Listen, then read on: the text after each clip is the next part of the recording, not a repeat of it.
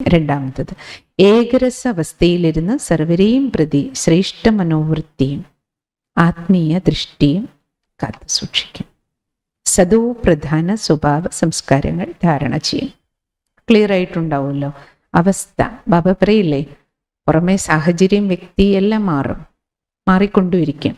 ഇളക്കങ്ങളും അല്ലെ അൺസർട്ടനിറ്റിയും അനിശ്ചിതത്വവും അപ്രതീക്ഷിതമായും പലതും നമ്മുടെ മുന്നിൽ കടന്നു വരും, നമുക്ക് ഫേസ് ചെയ്യേണ്ടി വരും. പക്ഷേ ആ സമയത്തൊക്കെ എൻ്റെ അവസ്ഥ, മാനസിക അവസ്ഥ ഏകരസം.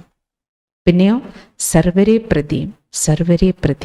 കഴിഞ്ഞ മാസത്തെ ഹോംവർക്ക് അതായിരുന്നല്ലോ. അപകാരിയാണെങ്കിൽ പോലും ബാബ പറയില്ലേ, നിങ്ങളെ അപമാനിച്ചുകൊണ്ടിരിക്കുക, അപകീർത്തിപ്പെടുത്തിക്കൊണ്ടിരിക്കുക, ചെയ്യാത്തത് പറയുക അല്ലെങ്കിൽ വഞ്ചിക്കുക പോലും ചെയ്തിട്ടുള്ള ഒരാത്മാവാണെങ്കിലും അവരെ പ്രതിയും എനിക്ക് ശ്രേഷ്ഠ മനോവൃത്തി പറഞ്ഞ മനോഭാവം, ആറ്റിറ്റ്യൂഡ്.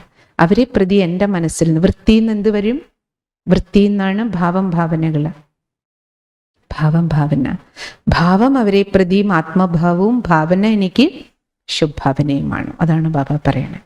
സർവരെ പ്രതിയും ശ്രേഷ്ഠ മനോവൃത്തിയും ആത്മീയ ദൃഷ്ടി. അവരെ കണ്ടാലും ബാബയുടെ കുട്ടിയെ ഒരാത്മാവാണെന്ന് ദൃഷ്ടിയിൽ കണ്ട് ഭാവന ശുദ്ധവും ശുഭവും ആക്കി വയ്ക്കുക. പിന്നെ ശുഭപ്രതീക്ഷ. ഇന്നിവരിങ്ങനെയൊക്കെ പറയും, അല്ലെങ്കിൽ നാളെ ഇവരുടെ കാഴ്ചപ്പാടും മാറും, ഇവരുടെ പറച്ചിലും മാറും, അല്ലെ ഇവരുടെ പെരുമാറ്റവും മാറും. അതിനെയാണ് ബാബ എന്ത് പറയണേ?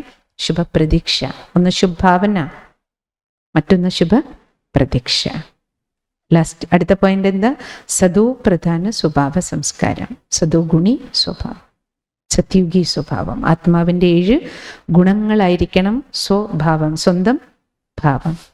പെരുമാറ്റത്തിൽ, കർമ്മത്തിൽ ഗുണങ്ങൾ കാണപ്പെടും. സദോ പ്രധാന സ്വഭാവ സംസ്കാരം ധാരണ ചെയ്യും. ക്ലിയർ ആയില്ലേ പോയിന്റ്? എഴുതിക്കൊള്ളു. ഏകരസ അവസ്ഥയിലിരുന്ന് സർവരെയും പ്രതി നമ്മൾ മുന്നിലേക്ക് കൊണ്ടുവരണം. സർവാത്മാക്കളെ പ്രതിയും ശ്രേഷ്ഠ മനോവൃത്തി. എല്ലാവരും അതിൽ വരും അല്ലേ? ശത്രുവും മിത്രവും, നല്ല ആളും ഉപയോഗിയും, ഉപദ്രവിക്കുന്ന ആളും, ഉപകാരിയും അപകാരിയും, എല്ലാ ആത്മാക്കളെ പ്രതിയും. പക്ഷേ ആത്മാവായ എൻ്റെ ഉള്ളിൽ നിന്ന് ശ്രേഷ്ഠ മനോവൃത്തിയും ആത്മീയ ദൃഷ്ടിയും വയ്ക്കും. സദോ പ്രധാന സ്വഭാവ സംസ്കാരം ധാരണ ചെയ്യും. ഇതെല്ലാം പ്രതിജ്ഞ എഴുതുകയാണ് നമ്മൾ. ബാബ നമ്മളെ കൊണ്ട് എഴുതിക്കുകയാണ്. അപ്പം എൻ്റെ അർത്ഥം എന്താണ്? അല്ല, ഈ ഒരു മാസം ഇത്ര അറ്റൻഷൻ ഓരോന്നിലും വെച്ചിട്ട് നമുക്കിതുപോലെ ആക്കണം. ഒരു പക്ഷേ ഡ്രാമ ബാബ പറയില്ലേ, അവസാനം ഇപ്പോൾ നമ്മളെ കൊണ്ട് ഈ 9 പ്രതിജ്ഞ എഴുതിക്കുന്ന ബാബ ത്രികാലദർശിയാണ്. വരാൻ പോകുന്നത് ബാബയ്ക്ക് അറിയുള്ളൂ. ബാബ നമ്മളെ തയ്യാറാക്കുക, റെഡിയാക്കുക. സത്യുഗത്തിലേക്ക് വേണ്ടി സത്യുഗിയാക്കി മാറ്റാനുള്ള ബാബയുടെ പ്രയത്നമാണ് നമ്മളെ സദോ ഗുണിയാക്കാൻ.